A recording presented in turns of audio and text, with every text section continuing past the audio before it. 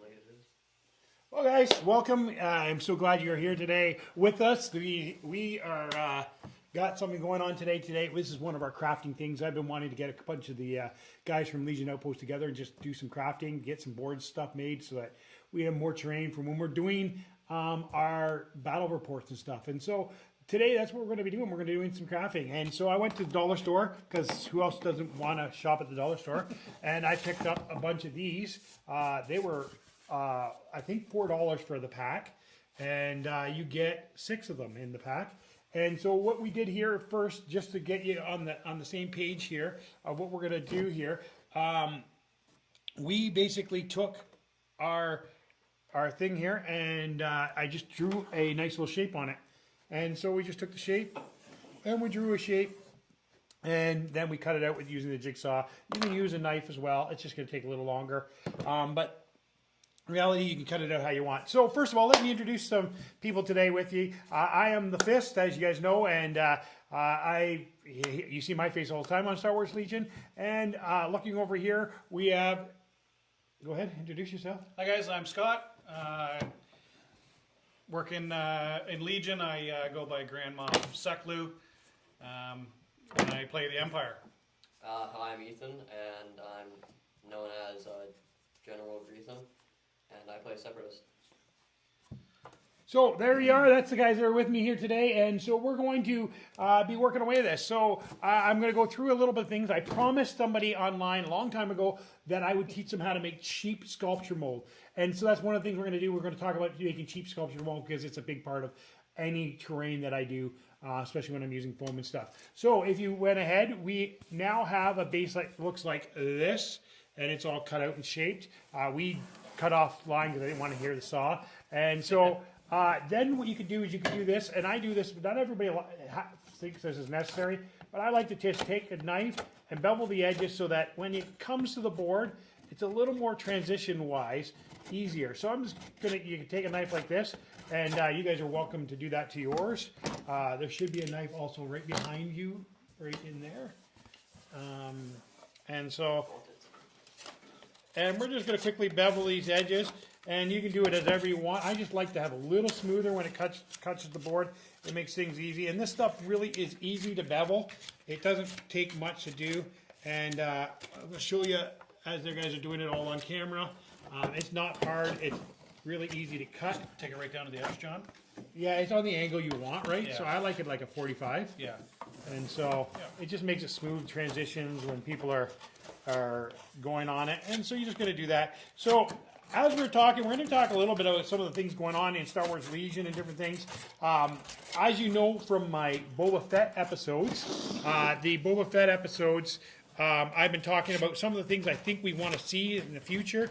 So I'm going to ask each of these guys, if they had a choice, not even from Boba Fett, just what is it that they would like to see in Star Wars in the future? And so Ethan, he'll probably be talking a little off camera because I'm not going to make the change every time for that, as I'm talking even off camera right now. But the reality is, you know, just keep... 45. Just want to take it 45, just so when you put it on the board, when your guys transition to it, right? Yeah. So just kind of like a nice little soft angle. Yeah. So that, Yeah, you want a little bit more 45, so take it like this, and go like that. oh, so I was doing it right. Okay. Yeah. Yeah. So just not so steep. Just want it gradual so that it Looks even. Got it, yeah, okay. so that it Looks like terrain. Yeah, transitions to the table. yeah. And it doesn't have to be exactly 45. See, I'm No. doing a little farther here to get Yeah. And I'm doing that too. I'm just So taking yeah, you're welcome to try to do whatever way you want, and I'll do some on the camera here because I should. So I'm going to ask Ethan. So Ethan, what is it that you would like to see from Star Wars Legion? And so if you play Separatists, so if you could say anything you've seen from Star Wars, or you know that you would like to see added to the Separatists. So I was actually thinking about this, like a long time ago. As an operative, I'd love to see a Saw Adventurous. Mm-hmm. That'd be kind of cool. I think that's kind of one of the fan favorites right now, eh? 100%, yeah, because she's just so cool, and she's actually very popular in the Clone Wars as well. So it's just like, Yeah, and she could even come as a bounty hunter too, as well. Also that, yeah. Yeah, because she did some bounty hunter stuff too. So she have like a bounty. She could, just a operative. She could be a low key commander too if you really wanted to. Yeah. So if you had to decide, obviously she's a lightsaber wielder. Yeah. So one of the things like how strong do you think she should be in lightsaber? Well, And like force and stuff like that. What's your thoughts on that? You were designing her. Oh, that's kind of hard because I play separate. I kind of want her to be good, but try to keep her fair and Yeah, I would probably, because she definitely battled Anakin and Obi-Wan a lot and kept it to a close fight with both of them attacking her. So for her lightsaber, I would honestly maybe give her like 4 red. Or maybe 5 red and like a black. So you're saying she's got a better lightsaber than Luke? Yeah, because she has 2. I'm thinking, yeah. But honestly, it's hard to depend because they're both different eras, right? Maybe I would say maybe like 4 red and like a white. So 4 red and a white, that puts her at 5 dice. Yeah. Or maybe like kind of have 2. Like even if you look at Darth Maul, which I would think would be a stronger lightsaber, he's got 4 red and 4 black, or 4 white. 4 white. 4 white. 4 black, white. 4 red, 4 white. Yeah. Yeah. So Yoda has less than that. So yeah,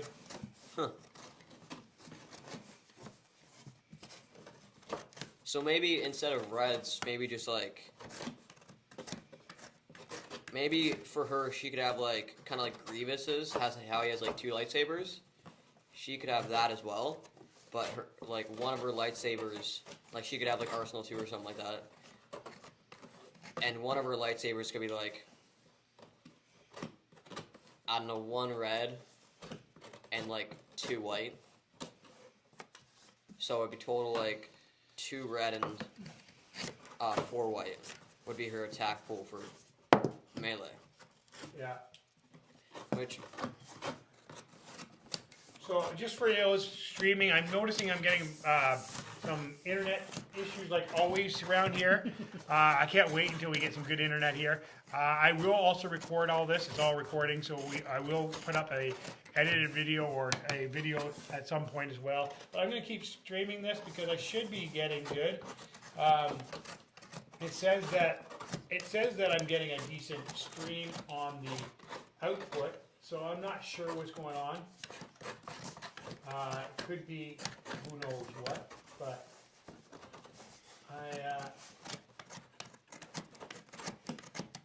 I'm gonna keep it going, and we'll see how it goes. We'll just keep it going here. So yeah, that's the Separatists. So, what do you think about Empire? What unit would you really like to see? What would you like?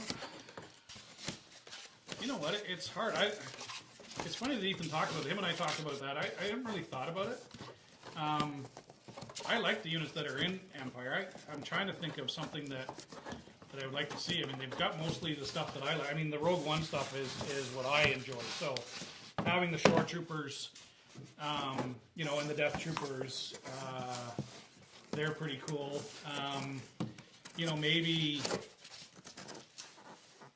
a K2SO. I know they got K2SO with Cassian, but maybe a K2SO because they were actually an Imperial droid, right? Yep. Having the ability for that to give them just another operative, or whether they need it or not, I don't know, because I know they've got Empire can use Bosk and they can use Boba Fett. Or maybe not even as a operative. Maybe just something, a droid that you could. Droid, yeah. Yeah. Droid unit. That's right. Maybe use them for Guardian or something like that with your commander or something to that effect. But would they be a Guardian in? Because they were kind of more like go in and kill everything. That's what I mean. Yeah. I think because of his free thinking with the rebels, he got that Guardian mode. Yeah.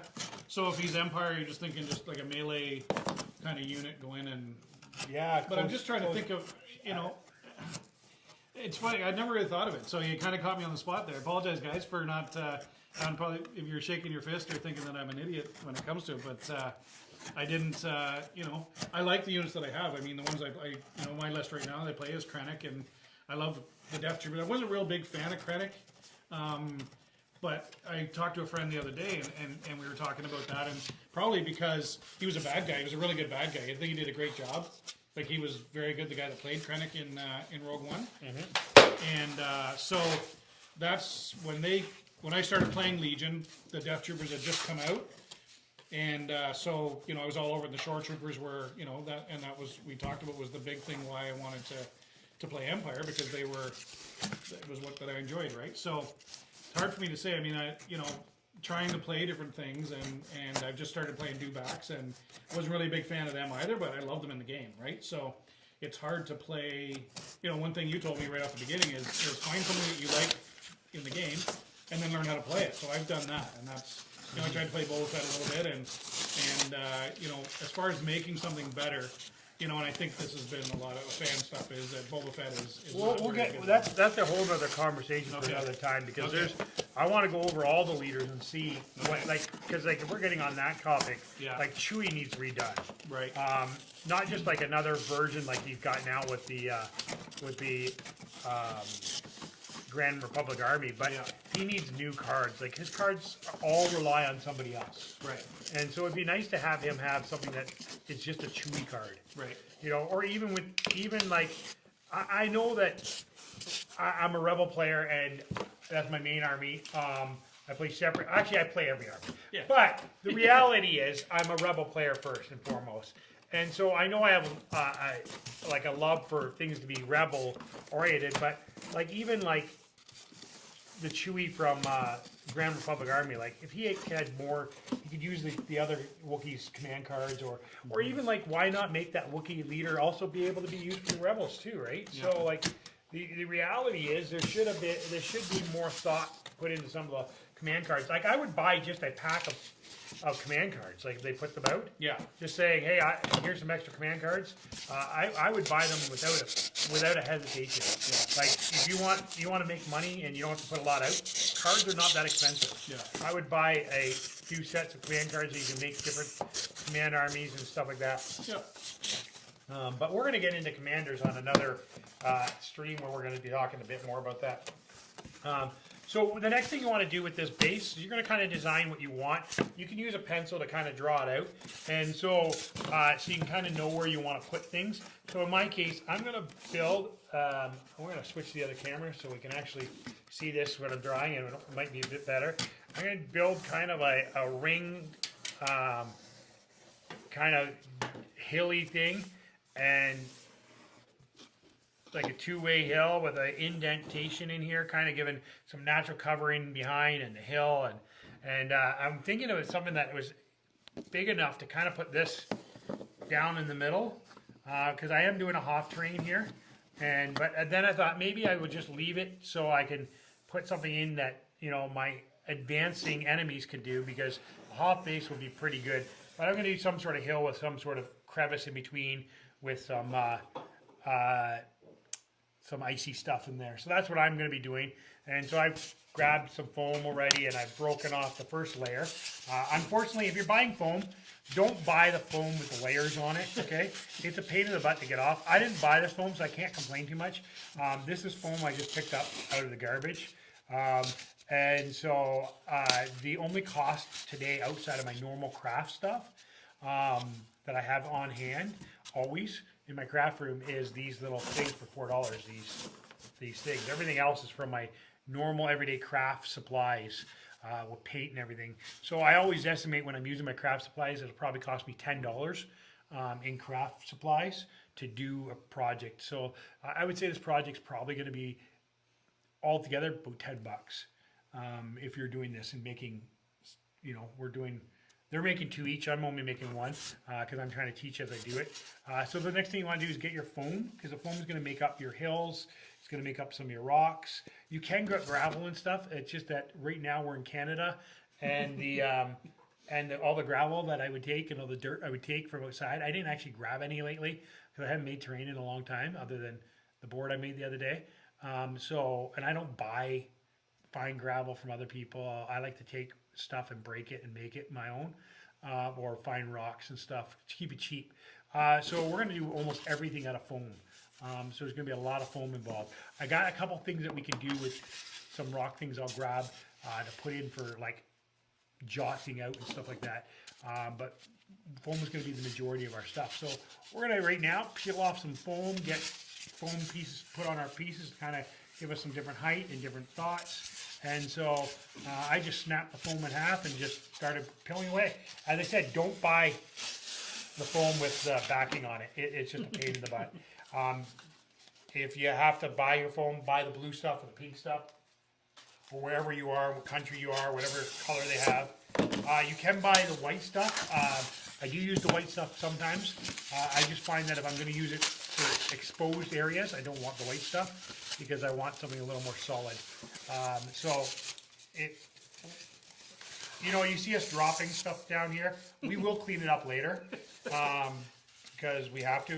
This is a place of business, so we have no choice. But in the moment, we're like, we'll drop it down there. Yeah, we're definitely not doing this at a house where our wives would be yelling at us right now, dropping stuff on the floor. Yes, if you're doing this at home, get a little garbage bag beside your pail that you can have the garbage right there. Your wives would appreciate that. And don't do any of this on a kitchen table. Find a board or something like, I should put down before we get too messy some cardboard here, because underneath this board is my pool table. So I don't want to ruin my pool table with an accident. But that's the reality of it. You just gotta let it go and go good here. We're back up to streaming perfectly fine. I don't know what the glitch was there for a second, and hopefully it didn't get too bad for you guys at home and you're cursing and stuff. Say hi if you're watching. We got one like already. That's good. And that was you probably. Not quite sure. It might have been actually. I always like YouTube videos. It was, yes. But if you pop on, and I'm assuming more people watch this down the road when they're looking for stuff on this, because we don't have the subscriber base yet to run a live that's going to be fully live and people watching, interacting. But we're always asking, if you like it, please like it, subscribe it. And if you comment and you like and subscribe, you'll get your name entered in for the draw that we're doing. And so we got right now, we're giving away some terrain as part of that draw. We're doing 3D printed terrain for you, because that's just something I like to give away. And I like to keep printing. And I'm really talking a lot, and nobody else is talking. So I guess you're the mentor. That's why we're listening to you. And so next, you want to kind of figure out how you're going to put it on and make it so it works in your situation. And so, in my case, I'm just going to take this knife. Do you leave it full thickness? You can cut it different thickness. You can do whatever you want. Right. If you're full thickness, you got to figure that that's going to be a hill that they're going to have to climb. If it's less than full thickness, you can slope it so that you gotta kind of figure out what your desire for your terrain to be. And so, in my case, I'm probably going to slope both sides or something. I don't know how I'm gonna. I know there's one thing that I've talked to with John a few times about terrain and stuff. Just remember, if you're using it for Legion, I know John has talked about it himself. I haven't done any terrain myself at all. This is something John mentioned is, remember, you got to keep your units on top. So if you're going to make a crater or something like that, make sure your units can stand and not fall off. And if you're going to make it like a short ridge or something, just try and maybe have figures with you to check your sizes, so that they can stand. Yeah, you want your terrain to be playable, right? Yeah. So you don't want it just to be a piece that looks good, but you want it to actually be playable. And so in this case, I want them to be able to go up this hill, the snow hill, sit on the top, but I also want it to be, hard to get up from different angles. Right? So you can go up from one angle, maybe not from another angle. And so, and I want some sort of gap in it. That's one of the things I was trying to, decide to do. When you do like scatter terrain, and this is kind of more than just scatter terrain because it's a hill, and I could just put this right on a not even on a base of lawn and just paint it up and just place it as a hill. But what you want is to have it so that I like to have it almost tell a story. Kind of make it so you feel it like realistic, or that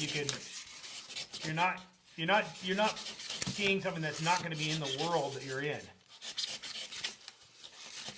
Yeah, that was some of the conversations that we had before this started. John was asking, and what to get the idea in your head about what you're looking for, what your end result kind of wants to be.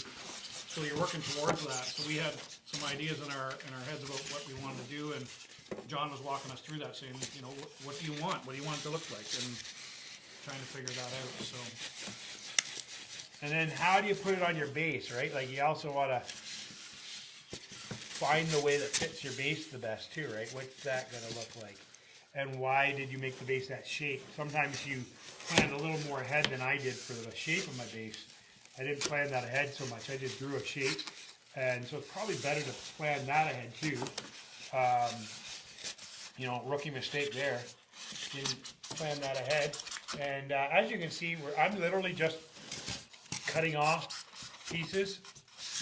I've got a nice gradual slope that I would make it so that it would just be difficult terrain to go up, but not having to climb. And then I got kind of a cliff face. And I think I'm going to do even a weird rock formation that can give us, with a crevice, or I don't know. I'm just looking at the here, thinking maybe something like that, and then, but I don't like the way that feels.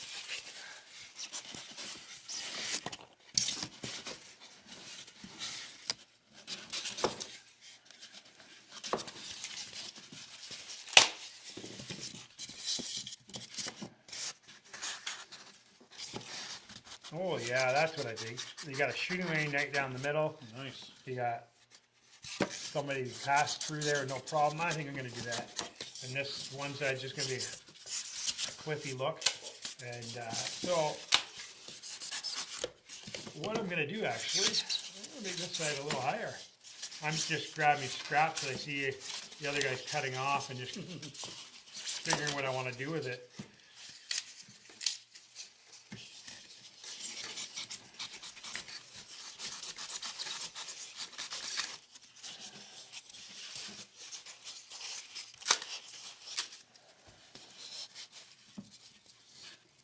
So, ooh, look at this.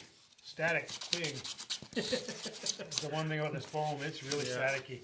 Alright, so I'm going to switch it over to those guys for a second. We're going to go to the other camera. You can see it there. They're going to talk for a second because I got to grab something. So I'm just doing like it's going to be shorter than this. I want a short hill, and then in the middle of this, I'm going to make like a sort of a crater. Give me some on top of the hill. You're going to get light cover anyway, but while you're standing on top of it, a little more cover inside, just kind of make it like a.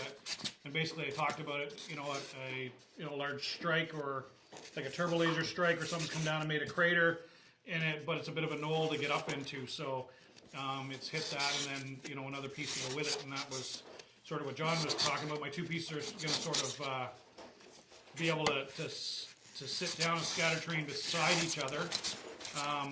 My other piece is going to be the blast from that, and in my head I had a good idea. John said it's going to be a little more difficult. Like I said, I haven't done a lot of sculpting, or a lot of terrain making, but the blast from the turbo lasers scattered out rocks and stuff and sort of caught things on fire. That's going to be my other piece that I'm looking at. So I'm trying to think of both those things together. Although they're going to be separate pieces, about working them together on a board is how I'm doing it anyway, and trying to figure this out. you going for over there, Ethan? Not fully sure yet, to be honest. Pull this way a little bit for the camera's sake. So I'm back. I went to get a trusty skewer that I cut off one of my old trees, actually, to be honest. And I just kind of sticking it down so I can kind of figure out the height that I want to go, or what, you know, kind of. We're getting this stupid. Paper off? Nope.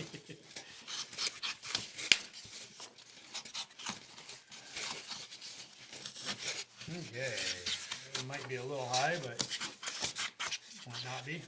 So yeah, I'm trying to figure out what I want to do for height, and just figure out how it would look. And I'm just trying to, right now, just sort of match my foam pretty close to my base, but, you know, to, like John was saying earlier, that natural look to it, so it doesn't look out of place on it. And from his other videos too, trying to think of the board and where it's going to be. Now we're not doing full boards here; we're just doing small scatter terrain. But you know, trying to follow that principle of making sure that it looks. You know, you can put it down somewhere and it looks all right. You know, when you place it on your board or on your, you know, as terrain. So.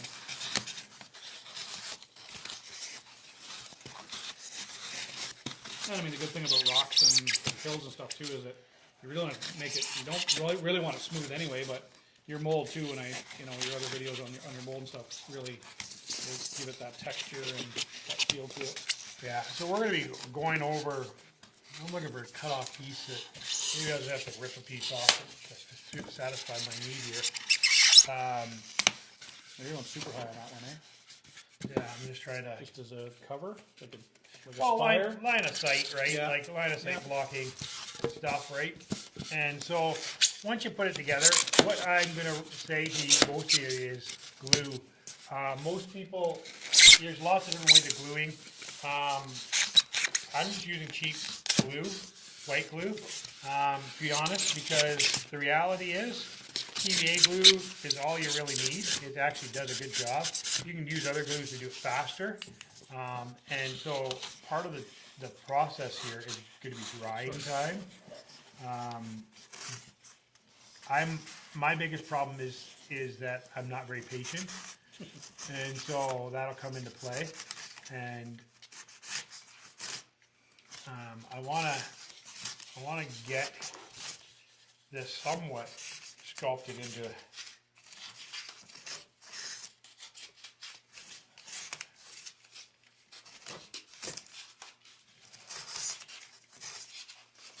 So is there a trick, John, to getting this to be like a, so you just 45 today or maybe a little more? What are you talking about for your I want this, I want the slope to be. Well, I always just figure, like, grab a guy. So grab a guy from over there and just kind of see what stays on the slope and make it so. I just make it look like a gradual slope. There are people that have a certain amount. I'm not one of those guys who are like, it's got to be exactly like this. No, yeah. I'm just thinking of the technique for cutting it, because it seems to be not, yours seems to be a lot more gradual, and I'm not getting the same sort of feel of it. I think that comes with time, though. Yeah. Okay. I've been making terrain for, I don't know how many years now, at least 20 years. Right. That's actually how I got into tabletop gaming, is some guys wanted terrain. And so they wanted me to make them a castle, so I made them a castle, and they gave me tabletop gaming things.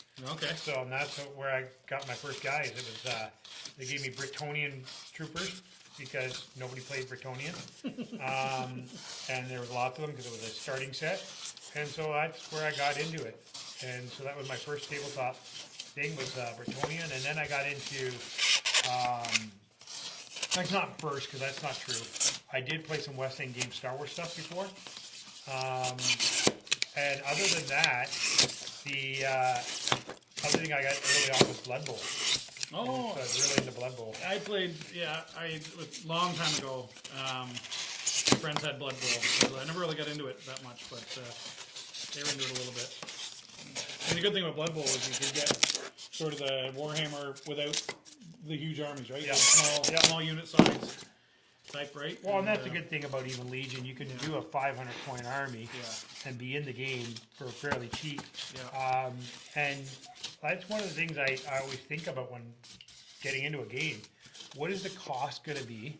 Now, if you see here, a lot of people cover the whole area with when they're doing glue, and that's not a good thing. Glue needs to breathe to dry.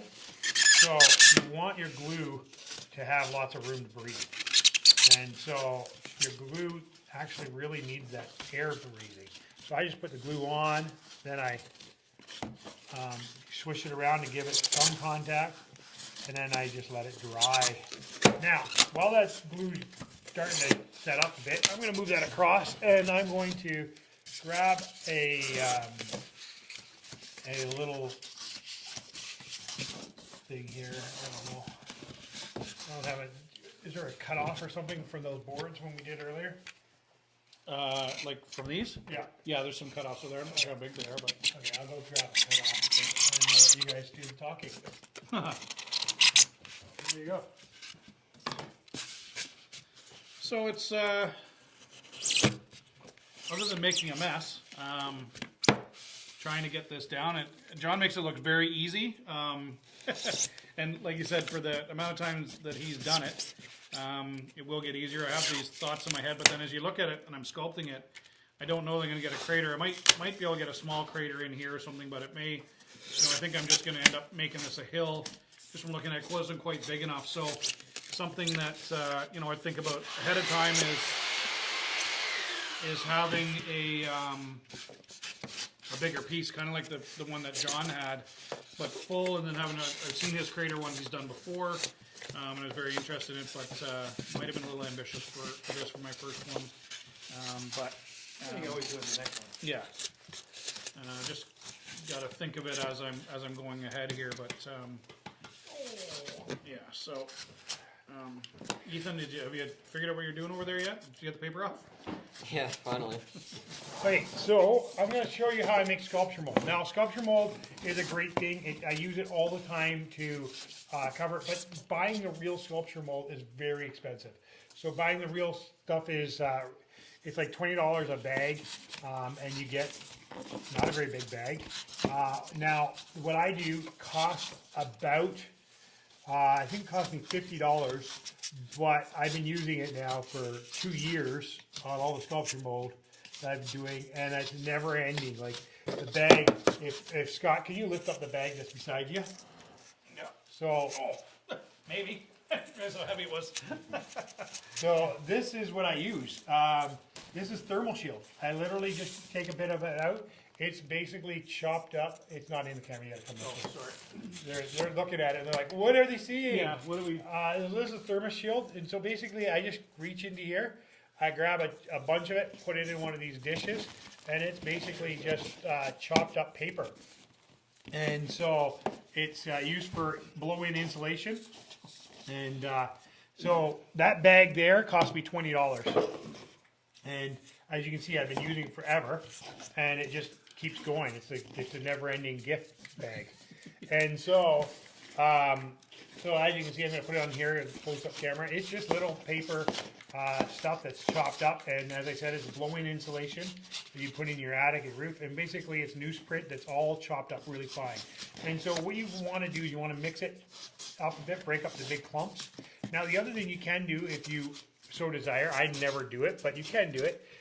If you really desire, you want it even finer, you could put it through a coffee grinder or a household blender to make it even finer. But it's fine enough for everything I've ever needed it to do. So we do this just kind of like this and mix it up. Now, you're thinking, wow, what do you do with that? Like, that's paper. Well, if you put water in it, you're going to get watery paper. And if you put glue in it, you're going to have gluey, watery paper. But that's not really what we need. We need more of a plastery, watery paper. And so what I do next bag, if you can grab that bag right there. I don't know what they call it in different places, but in Canada we call it sheetrock, and I get sheetrock, there's sheetrock 90, 45, I get sheetrock 20. Well, that it's a drywall compound, and so this sheetrock 20, means it's going to dry roughly in 20 minutes. It dries kind of in 20 minutes, but not completely.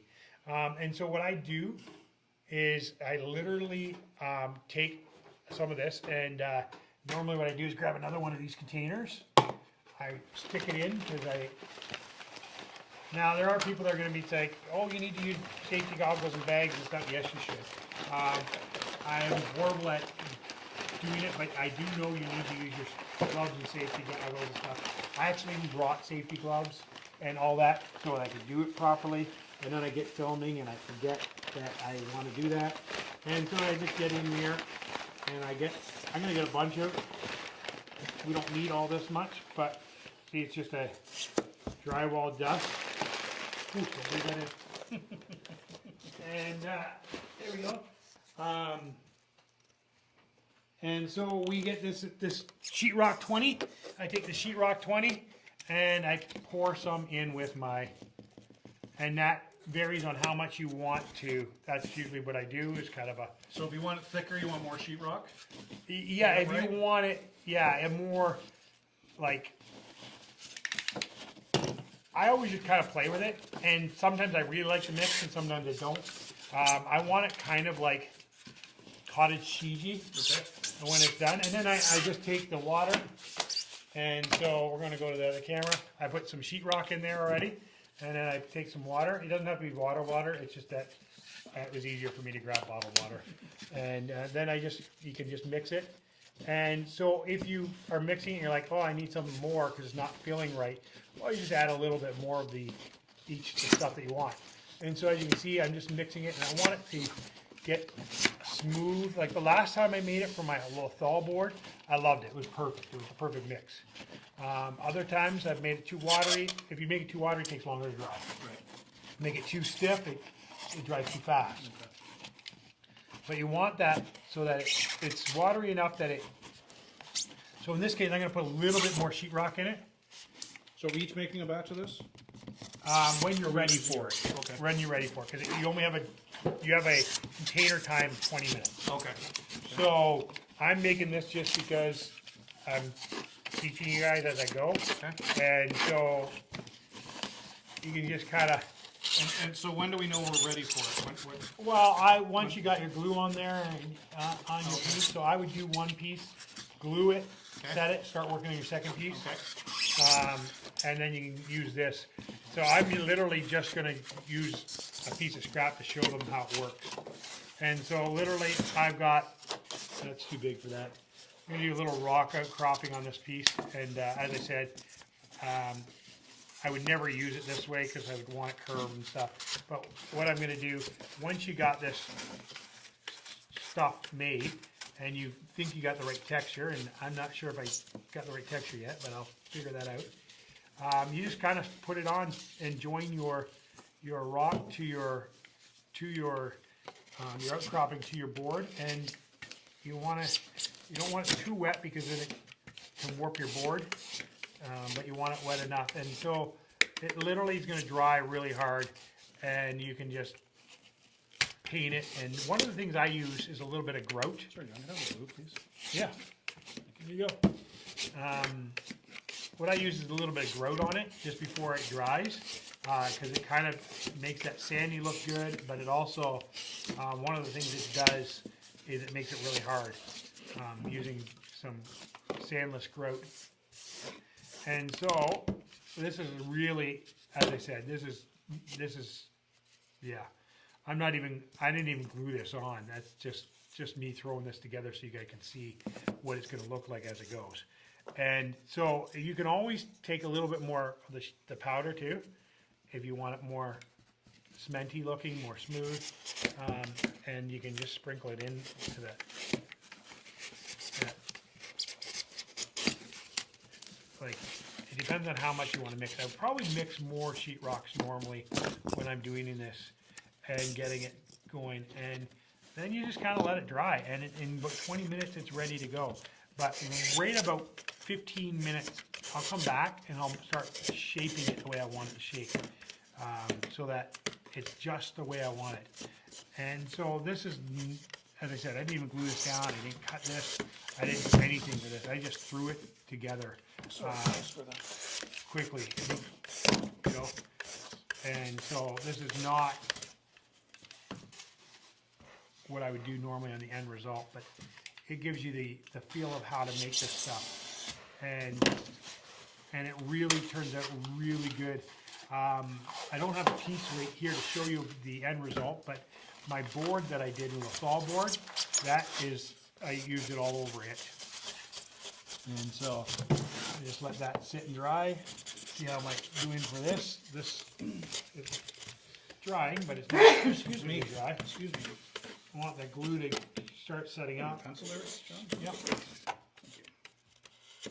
Yep. The biggest problem here is drying time. And so that is your problem when doing any crafts is what I like to do normally if I'm doing this, I will come in and do a bunch ahead of time, set it all up, get a piece to each layer. Like, so example, I would have one of these already dry so I can start the next layer and just, you know, figure that out. The reality is when you're trying to do a live stream, it's good to think ahead and do that. And normally I try to do that. But today this was kind of a spur of the moment. Yeah, it was sort of a text between John and I saying, hey, when are we going to do some training? I'm like, are you free tonight? And I said, oh, I'm free.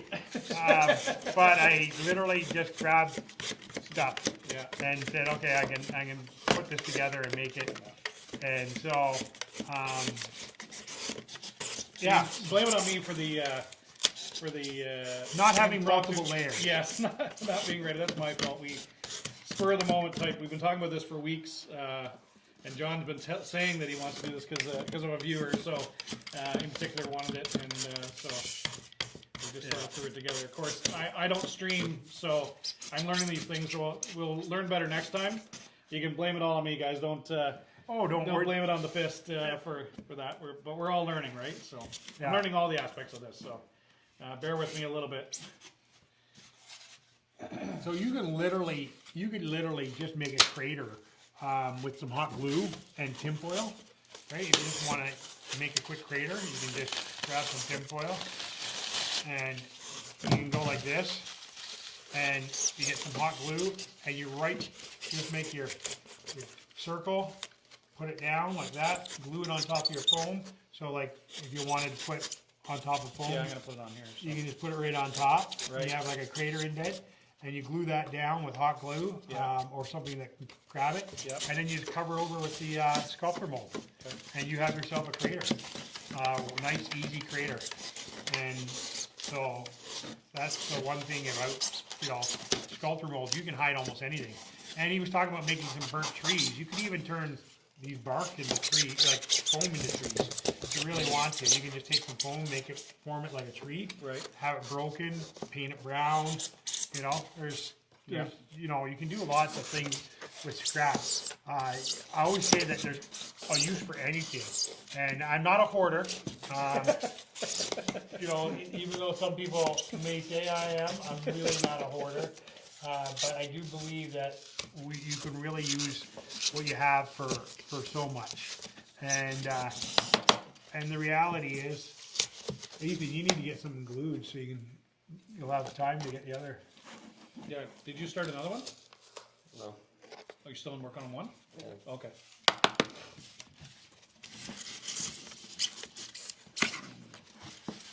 So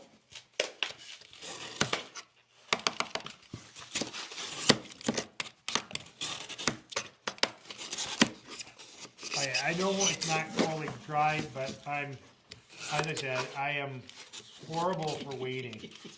My patience is brutal, and that's the downfall of my crafting is I'm not a very patient person. And so I'm just going to jump to some of the sculpture mold parts of this, and hopefully it'll help glue this in place. We'll try and keep pace with John, but like you said, he's been doing it 25 years longer than me.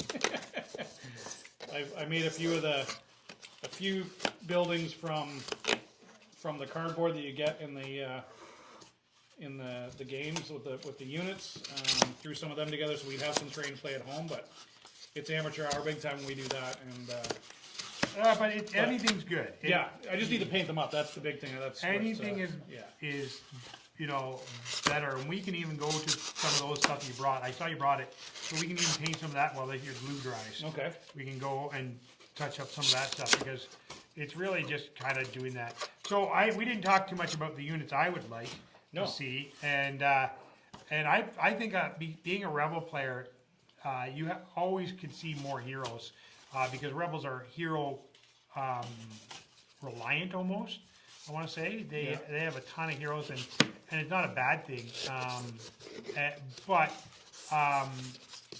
when you think about what they have, like all the Star Wars Rebel characters, any one of them, they could bring them in, and I'd be happy. I'm gluing now. So I would love to see like Kanan, and just to get some more, and Ezra, and all those characters from Star Wars Rebels. Rebels, yeah. Just to get like a few more lightsaber wielding things. I would like to see the guy from Fallen Order. Cal, Yeah. Crest, whatever. his Yeah. name is. And I'd like to see that. Just because I'd like, as I said, more lightsaber users would be cool. But even if you don't go with lightsaber users, there's so many characters in Star Wars that you could kind of make for the Rebels. I would love to see some Ewoks, just because that'd be cool. And I'm building an Ewok village. So because I'm building an Ewok village, I would love to see some Ewoks. And so that would be a thing that I would love to see. Not that we have to have some people call it cute teddy bears, because they're not cute teddy bears. They're fierce hunters. Some people call them cannibals, but they're not cannibals because they're not eating Ewoks. They're eating humans. And so Ewoks eat humans? Oh yeah. I didn't know that. Oh yeah. Yeah. All those stormtrooper heads and. Oh yeah. They were gonna roast. Oh, they were gonna roast. That's right. Yeah. So that's right. They were gonna eat. Yep. So to us, we're just big game to them. Sorry. Yeah, that was a brain part on my part there. Of course, they were gonna try and eat Luke. Yeah. Luke and Han and. Yeah. Yep. Yeah. We're just big game to them.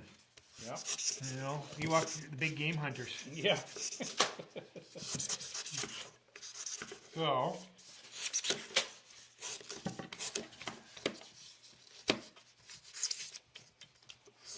So I'd like to see some Ewoks, but who doesn't want to see a little bit of those fur balls? And so that's just some of the weird, unconventional units that I'd like to see in Star Wars. But like, there's so many units that you could just say. Actually, to be honest, some of the units that I would like to see is like the Ryloth Resistance. And you can see them for Rebels and for the Garb, having them be able to play both would be great. Those are some things that I'd really like to see. And I think, yeah, cool. That's very good. Having some, like the bounty hunters. I know that in the movies, and I know in canon that Boba Fett, the rebels wouldn't hire Boba Fett because he's a stone cold killer, but being able to use them in your army, because, there is a time when, you get desperate, right? You look at Cassian Andor, right? There's his backstory when it comes out. I think there's going to be some darkness to it, right? So, there is that ability to mix and match a few of the units that can go between other armies, right? Like you were talking about Chewbacca and that kind of thing. And I had thought of, Admiral Thrawn. I know he's, big in Armada. He's got, the Chimera and that, but, he'd be a cool commander to have. There's one other one I was thinking of too that popped Yeah, in my Thrawn's head. kind of one of those guys, right? Like, I think Thrawn, by far, is the best Star Wars character in all of Star Wars. Right. Because I read the books and stuff. Well, and I just read Thrawn. I didn't realize how old it was, but I'd gotten away from reading Star Wars, and sorry to cut you off there, but Yeah, and so the new canon Thrawn stuff, the 6 books that they put out there, are incredible. There are the old ones too, and they're incredible too. But the what they've done with him in the canon new stuff, it's just great. Like, so he's not a huge character. He's never been in live action, but that's the thing about the Star Wars universe. A lot of characters, you know, have never been in live action. Well, and I mean, you look at Ahsoka, right? She's looking for Thrawn in the Mandalorian. So, somebody, I was talking to a friend the other day, and he was saying that you know, it looks like they're going to bring him back to live action. She's looking for him, actively hunting him. Then in her series, whenever that comes out, haven't set a date for that yet. I No. don't think there's a date yet, right? No date for. I saw today somebody leaked a date for Obi-Wan, but I didn't see what the date was. I didn't see it. Oh, I didn't see the date leak. I was assuming June is what I was kind of thinking. Well, the viewers might know there, anybody's watching this, and obviously maybe by the time this airs or whatever, it's out, but I guess an executive leaked the date for really? Obi-Wan, but I didn't see what the date was, so I apologize. If I'm throwing it out there, I don't want to be a spoiler alert or anything, but apparently some executive leaked it, and that was just on my news feed on Google today, so, but I didn't see what the date was, but... I was assuming June just because Bad Batch 2 is coming out in May. Oh, is it? Yeah. Oh, okay. So that's just my assumption. Yeah. But who knows? They could put 2 Star Wars shows out at once. Yeah. And Well, yeah, May the 4th, right? We're talking about something around May the 4th. that's Bad Batch 2, right? Is it? Okay. Yeah. I didn't know what was coming out. So they've already said that that's coming out in May. So of course May the 4th. And the only reason they're saying Obi-Wan might not come out then was because Marvel's finishing up their live action, and they didn't want 2 live actions at the same time. Okay. But you know, I'm okay with 2 live. I'd watch both. Yeah. No, exactly. Or just move Star Wars back to Friday instead of Wednesday. Yeah. You know. Yeah. I don't know why the Wednesday release, anyways. Yeah, not. Not You guys might be able to comment on there to tell us why the Wednesday release.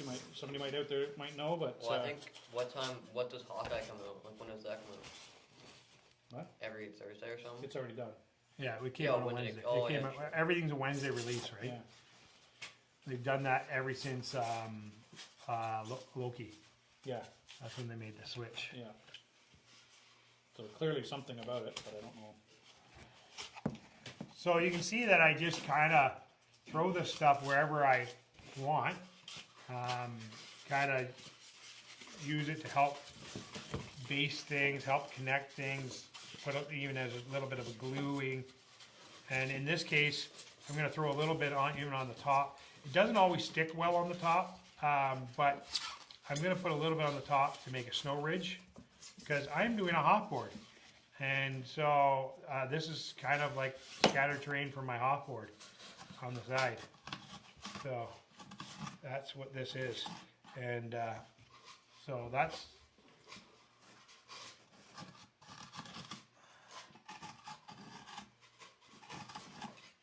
when I get the glue on this and continue to go down with more stuff. Okay, I got to stop and let that dry because otherwise it's just going to continue to go. And so we're continuing right there. Sometimes you can play with things too much. Now I still have a little bit of left in my container. And I think I've got everything I want done on mine. And yeah, I think that's good. I don't know if anybody's is dry and they want to start. Oh, that's definitely not dry. Is that mine? Yeah.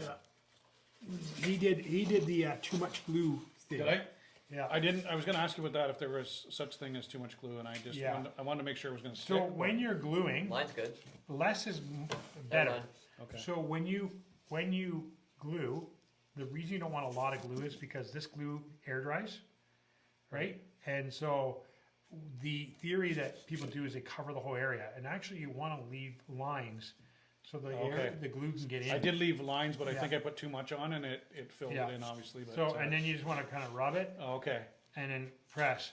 Now, Okay. normally I use a tacky glue, or I'll take some alcohol and mix with the glue so it dries quicker. Right.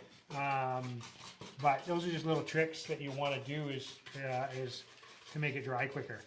I'm not sure if anybody's going to be ready to use some of this. I'm almost. Okay, because It'll start drying up soon. And I'm just gonna keep doing that. Okay, so I'm letting that dry. We'll let that go sit there for a second. And I'm gonna go and grab one of his houses that he's made. And we're just gonna take a look at a house real quick. I'm gonna take a real simple one. This is like the most simple house there is. Yeah. And so there's a very simple house. There's nothing to that really too much. It's literally just a box that he's using as a house. Now, he's filled it up a bit. He's got some little lid container on there. Now, one of the things you can do right away, just to you figure out what type of house you want this to be. So, let's think of this. Where type of house is this going to be? I was just thinking like a small warehouse or a small outpost type store, Okay. something like that, like a Okay. little commercial hut or something. Like Where though? Like rural? that. Like an imperial city, like So actual city. yeah, Okay. like a Like So- Coruscant. What? Coruscant. not Coruscant. Okay, so if he's doing a city, you're gonna want more of a hard texture, right? So, quick way to do some of these textures. I'll be right back. Oh.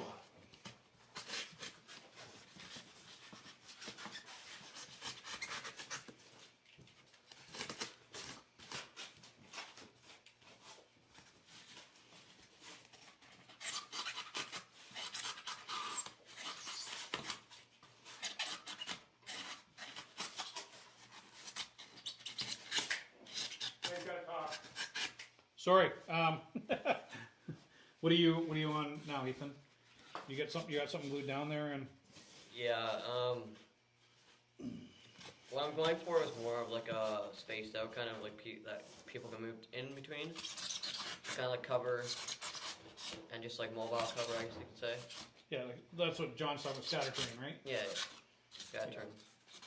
No, and that's what we're all making. But what world are you looking at? Like, you looking at I'm a looking forest at or rocky or like a Rocky and Mustafar. Mustafar? Okay. I like Mustafar. I always like Mustafar, so Yeah. kind of like a mine coal world. So a lot of black, a lot of lava, a lot of ash. So you have to keep in mind when you're doing it that you'll need a bigger, when we do a bigger board, right? That to keep that in mind, that they have a place for it and that it fits, right? That was the first sort of thing that John said about making sure that your terrain fits. Because if we take a lava flow and just stick it in the middle of the forest, right? It's not going to make sense when you're playing it, right? Yeah, you wouldn't do that. No, You'd put them on But- Mustafar. I know, but we don't have any Mustafar, right? I'm just saying when you think ahead of time, right? Or when you're as you're moving forward. So He's committing himself to making a Moonstar board. what's that? He's committing himself to making a Moonstar board. Yeah, absolutely. That's what I was getting at. That yeah.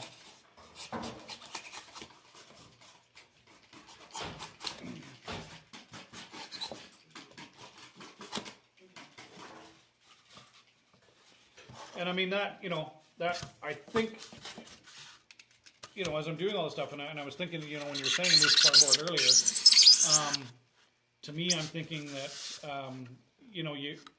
that's going to be a lot of painting techniques. All rocks and lava and that stuff is all the same, but you're going to want to think about your painting techniques, which is good to have for your start to think about that. But here, use the pencil, trace it out, and then cut it. Might make it easier.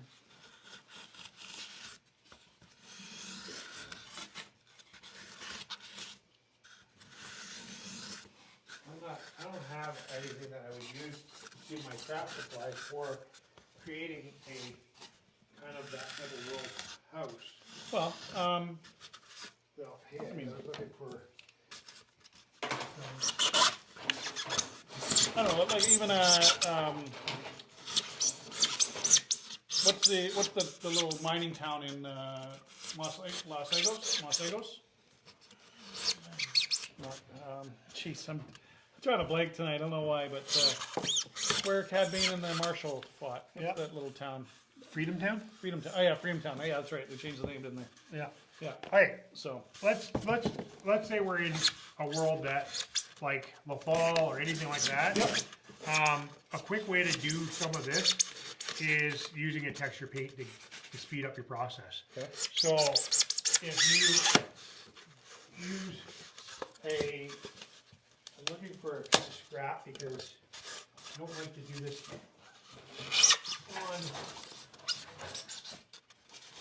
on this big. Let's grab an old pizza box here. Alright, so I'm just going to use this one. You can do your own on your own, but I'm just going to show you an example on this one and get this started.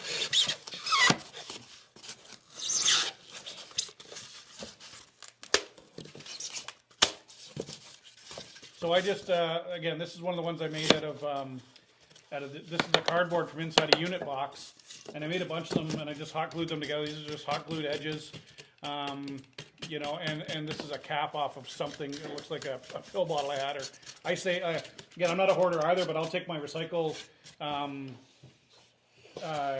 you know, my boxes, and I just thought, I actually got the idea from Relentless, for their little thing. When I was looking at him, said he made that out of that cardboard. I looked at it, absolutely he did. He admitted to it on one of his videos. That's what he did. So that's what I've done too. So this, just to give it a quick change, so it's not just a box. Texture paint works really good for that.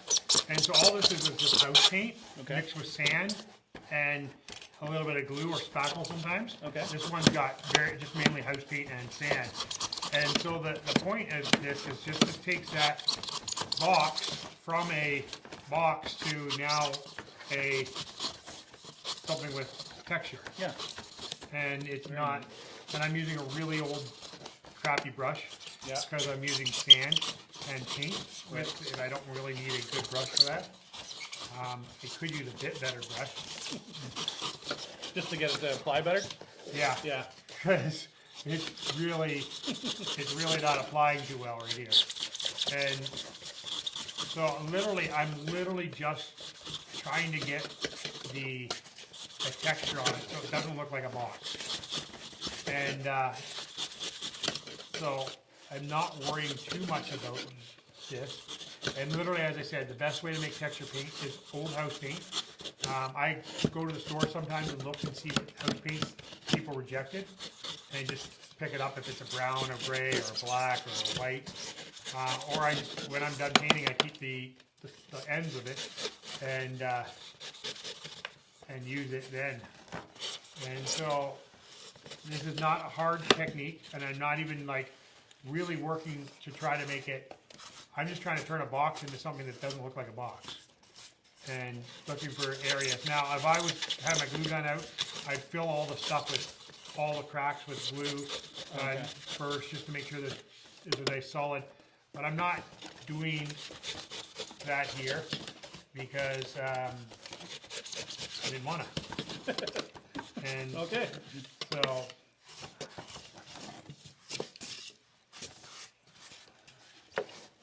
So literally, I've just taken cheap paint, like as I say, cheap house paint, and I've put sand in it, and sometimes I put spackle in it. This one's actually mainly just sand, because I didn't have spackle here the other day when I was making this quickly for my fall board, and I just popped it on, and then I'm just gonna literally give it some texture. So all I did there is just change that look, and so it doesn't look like just a box anymore. Right. Well, a little bit it does, but Yeah. you're not working. So that's the first step. And the reason I did that is just so I have something to work with down the road when it dries. So I'm just going to stick that up, let it dry, my texture paint that I used. Then I will come back and give it some color. I'll add some other stuff to make it look different. And satellites or whatever, just kind of make it feel like the Star Wars universe. And there is some spackle here. We could have put a little bit of spackle on it. If you were going to make he was talking about something more Imperial. A good thing for that is getting some corrugated paper, or taking the cardboard and pulling it apart, and it has that corrugated part. Yeah. And you put that on, and that becomes tin. You can make it like a Oh, okay. old piece of tin going on. Right. Right, and stuff like that. Yeah. Like even if I'm going to take a piece of your box here, Yep. and I'm just going to rip that piece off, and then I'm going to peel the one side off. I'm just going to take that, and I'm going to peel the one side off here. How do you make it steeper? Like, Not steep, even shallower. Like more gradual. you're like, no, just I can stand on it. Doesn't mean you want more gradual. So you just have to keep going like that. You have to go up higher because you've got that angle. So you want a shallower angle. So just like that. So you have to peel it down. That's what I'm doing. The same thing here, right? So many different things you can do. Like then you paint that with like metal showing there. Oh yeah. And then you paint this as like not painted. You got like old metal coming through, and Right. you know, just Cool. simple Yeah. little Technique. techniques that you can do. Or you can go as far as like making plaster bricks and building it from scratch all the way, like some of my other buildings. You know, where you place every brick. You know, like. Yeah. Sorry, you don't have hot glue here? You said do I need hot glue for that? You can, yeah. I just took one out at the back by the sink. Oh, jeez. We got quite a mess to clean up before we're done here. Yeah. So, yeah. So should I glue this down first before I You put can that use on? the hot glue to speed that up too. Oh, okay. Yeah. Okay. If you want to speed it up, the hot glue will keep that down too. So I'm gonna. I would put a little bit of white glue and then put hot glue to put it in place. Okay. Just put it so they can dry it. Okay.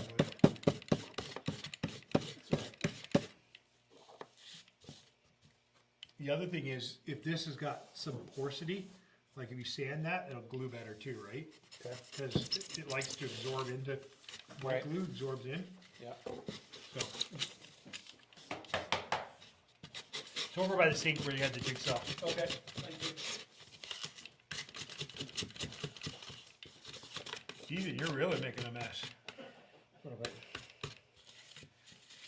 It all goes in the garbage jar. The big pieces, no. We'll keep those for future projects. Exactly. That's the problem. You can become as a craft person, you become a hoarder pretty quick. And if you don't have room like me, I have lots of room to keep things. But even me, I run out of room. You know, I don't have endless room. Because my 3D printers take up room, my everything takes up amount of room. So when that house dries up a bit, I'm going to add some. So what I do is, one of the things I do, and I'm just going to pull this box out here. Every time I print something on my 3D printer, and it fails, or there's like cut-offs or something like that, or I keep it. And so, for example, this is a piece that is part of the 3D printer support system. And I'm going to put it in this camera here so you can see it a bit better. And so this is a support system for the 3D printer, but it makes a really cool fence or window thing. And so I'll put that off the house or something like that, and just kind of make it part of the siding, or there's always ways to look at it and make it better or make it. So one of the things I said I'm going to do is I'm going to fix this gun. I built this gun way back. It was the first 3D printed thing I did, and I really like it. And my goal was to make a hop board, so I literally created this right away to make a hop board. But the problem is, I had it set up in my house for just display, and by the stairs, and something fell down the stairs and caught it and broke it in half. And so I just reprinted it so that I can have it, and then I just never got around to fixing it. So really basically, it's not hard you know, to paint something like this. It's really quite basic. And when painting terrain, and I know I've said this before, but I'll say it again. Oh, I brought the glue gun over here. Are you looking for the glue gun? No, I have one here. Okay. I did bring it. It's sitting right behind me.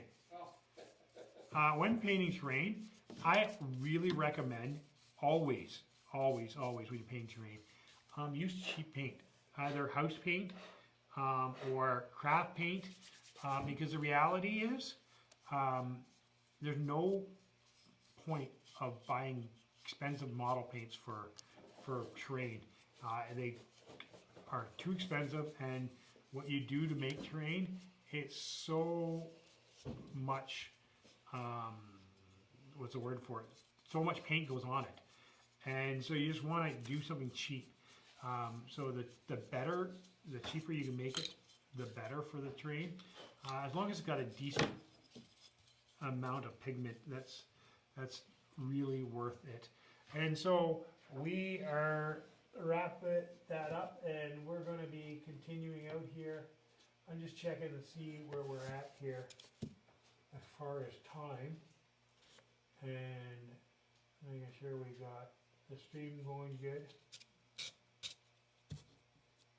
Okay, so we're only going to go for another 30 minutes or so on the stream. An hour and a half stream is long enough, and we will come back and you can see us finish some of this up. I'll do a little wrap-up video of each step after that. You got the basics, but we're going to get into painting and stuff like that. But there's no use us sitting here talking and waiting for it to dry, and worried about, you know, trying to entertain you guys as we do that, because, you know, I'm not really that entertaining right now.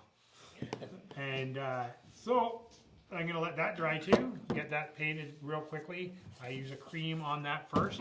And then what I'm going to do is I'm going to take my black paint, and I got a black paint right here, and I'm going to mix it with that little bit of water I have sitting there, and it's going to, right there, I can see, you see the water. I'm just going to squirt black paint in this,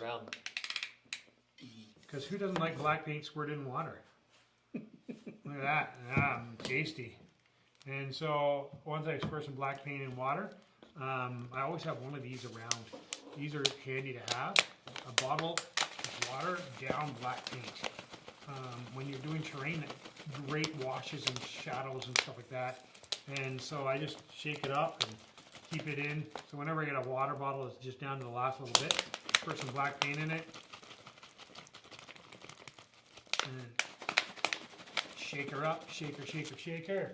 You know, keep it shaking, keep it going, keep it shaking all the time. Keep that water and black paint shaking, and that's going to make my wash. And it's really simple, it's just water and black paint. You can add other stuff to that. Now you've glued this on with hot glue to speed up the process, so that's going to hold. Now, one of the things is when you're doing the sculpture mold, that's going to fill those gaps, but you don't have a lot of room there. No. For the sculpture mold. Okay. So that's really tight. It will fill up those gaps. Did you put white glue on there too? I did. Yeah, okay. I did. Just not holding. no, it's not going to get contact. It wasn't a great. Oh, there's hot glue gun. Oh, I need to glue that some more. Not gonna lie, I do have a question for you guys about leaving. Yeah. Okay. Go ahead. We don't want you to lie, so. No, there's no use in lying. What's the question? So, what changes, like what troops do you think need to be changed, like nerfed or buffed? Wise, like, right now.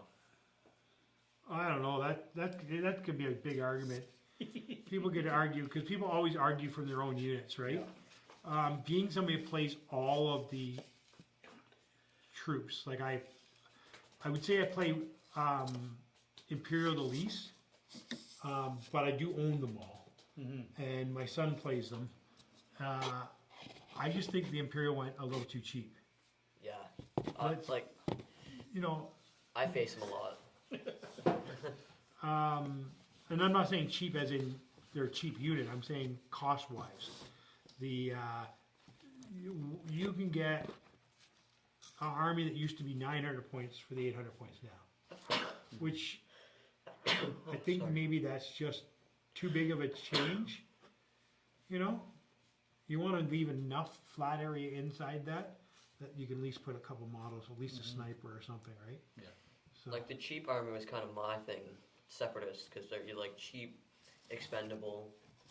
You know, like B1s, they're supposed to be shot up. They're supposed to be bad troops. They're there for like cannon fodder, you know. yeah, I don't know. As a rebel player,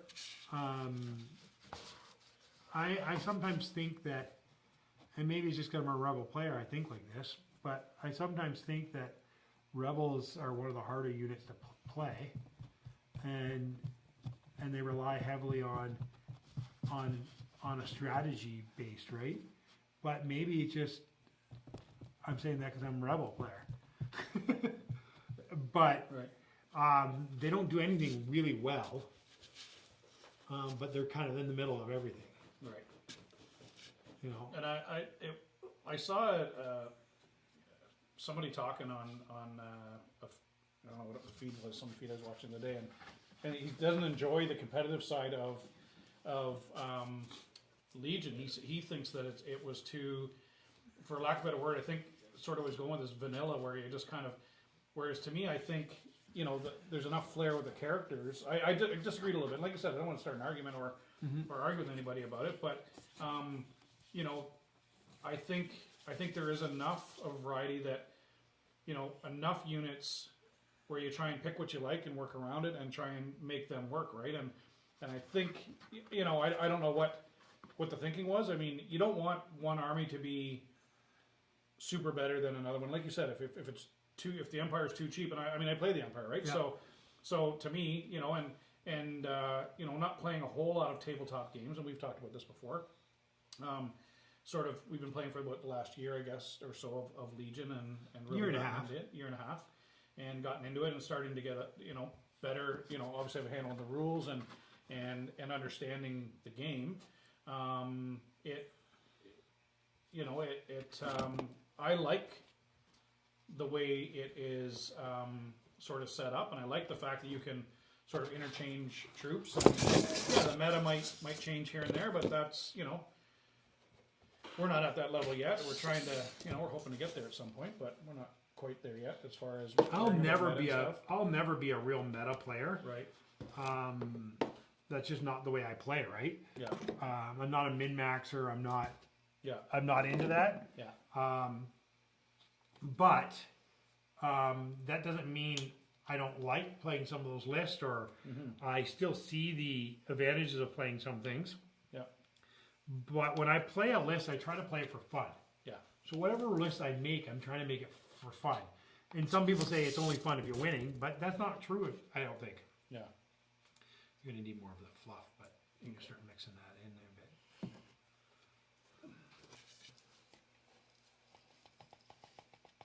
That's probably good. Okay. Oh, I'm good now to start it. Yeah, if you There you mix go. it all in, it should be like kind of a pasty. So what do I use it for? Just for like making ridges? And I got we're See, look if at you see John's. what I did, I just used it to seal the Put it on the edge. ground and yeah, okay. Yeah, so that it looks like natural flow, Yeah, right? perfect. And you look over on the table I built over there, the LaFall table, which is right over here, guys, if you are Oh, yeah, I interested. see it, yeah. There's the LaFall table. We'll show you the LaFall table from a distance. I don't know if you can even see it. Yeah, it's over there a bit. I used it all over the LaFall table. And so that's a bit of where we play. And you can see our camera rigs up there. Whoa, look at that. We're going crazy on that. How's that for texture on that, John? It feels good to me, but I'm. Yeah, that's a nice texture. Yeah. It's got a lot of cement. That's what you Yeah. want. Okay. You know, that's gonna get better than mine. Mine was too much material, Right. like too much of the fluff. Right. Oh. Well, you gotta make your own. You can take Oh. his. Oh. No, we're sharing it. No, you can. I was just joking. You can share all you want. I Yeah. was just joking. But you see, that's a bit better texture than this one. Right. Right. Yeah. And it's warm. You can feel the warmth. Mm-hmm. That's the activating of the Yeah. cement. So yours will dry faster than mine. So is when that- you're putting it on there, that might not stay up there, just so you know. Because there's not anything gritty for it to Yeah, connect see, to. you might want to use tin foil. Grab some tin foil, roll it up, and then put it over top of tin foil. Take that down and put it around the base to fill in your gaps around the base. Yeah. And then you're going to want to put some tin foil on the top to Or something for it to hook onto. Yeah. So on here, I've got it hanging over a little bit. Is that That's fine. that's fine? Okay. It would be better if it didn't, but Okay. because then this will break off, right, when Right. it hangs over. Right. So I tried to cut it back a little bit, but I didn't know how far. yeah, Learning curve, Yeah. right? yeah. so I'll just I push it even made back. it too tight. See here, I Right. couldn't put it there because Yeah. I would have cut it back more. I always think maybe an inch to 2 inches, you know. Right. I should have thought of that a little more, but I'm impatient like you. Yeah. So I getting cutting, and I'm like, okay, enough is enough. I want to just get this thing going so that I can start putting some mold on To it. be and honest, painting it, right? the biggest downfall to crafting is not having patience. Right. And so, Yeah. you know, we run into this problem a lot. If you're like me, maybe it's just my generation that we don't like to wait for anything. And so, yeah. Well, we're gonna continue on with this. We'll continue to record it. I'll edit it into a little video, just how to do things, and we'll speed up some of these processes for you. But the reality is, I'm not going to keep the stream going more than an hour and a half, and we're getting to that hour and a half mark. So we're just going to call it for this stream. Thanks for watching, guys. Hope it was educational, and I hope we weren't too aggravating or annoying for you. And have a great time wherever you are, and be safe. Yeah, and the reality is, we're just sitting here chatting as a bunch of guys doing this. We're not really doing this for the audience right now. This is more just us getting our stuff together and chatting. But if you guys come in and you put something in the chat, we'll answer it. We'll talk about it. We'll do that. I'd like to do a couple of these live streams. You know, maybe once a month we come and do a live stream like this, where we just chat, and we'll put it out in advance so people can kind of wait and gather and topics and stuff. This is just our first time at this, so it's probably a work in progress. And so all you guys out there, you know, show us a little bit of love. Like, subscribe, and comment. And if you do, you'll be put in for our draw for our 3D printed material. It's a hut that you're gonna get for that. And so, just so you know, that's where we're at. And thank you guys for all your love and your kindness. Thank you. See you again. And I will be having the Boba Fett video come out this week. I just usually try to wait until after Sunday, because Sunday is my busiest day of my week. And after that, I can get a breather and talk it over and get the research done and everything. And so I will be talking a little bit about spoiler for anybody who's hasn't watched the episode 6 and they may watch this. I will talk about what it means for Grogu, what it also means for Cad Bane, and I still believe that my favorite Marshal's still alive. I don't think he's dead. I don't think he's dead. And so I think he'll be joining them, and so will the town. Freetown! Yeah, Freetown! You know, they just want the freedom, kind of like the truckers in Canada. And so, you know, there we go. Now I just got scratched on YouTube because I said truckers in Canada. You sure and did. freedom all in one And word. freedom, all in the same, yeah. Yeah, there we go. So, anyways, guys, love you. Check it out. Hope you come back and we'll talk some more. Take care, guys.